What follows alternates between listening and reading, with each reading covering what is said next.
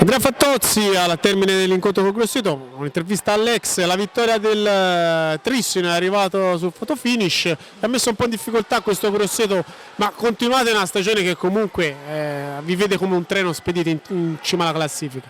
Sì, buonasera a tutti. Intanto Grosseto sapevamo di venire qui a affrontare una pista e una squadra e un tifo comunque caldi e ben organizzati.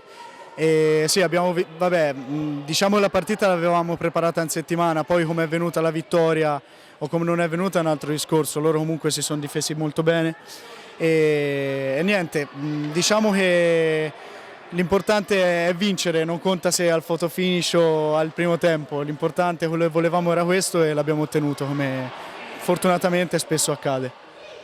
Diciamo così, il tuo ruolo qui l'abbiamo visto soprattutto nel secondo tempo, sei stato importante entrando anche dalla panchina. A Trissino come ti trovi? Qual è il tuo ruolo in questa squadra che si pone come obiettivo quello di provare a vincere tutto? Il mio ruolo a Trissino diciamo che è un po' tutto, no? Tutto fare, quando c'è, non solo il mio ovviamente, quello di tutti, tranne le punte vere e proprie di sangue, ma facciamo un po' tutto tutti perché per vincere serve questo, che ogni giocatore sappia attaccare e difendere e mi sto impegnando per farlo.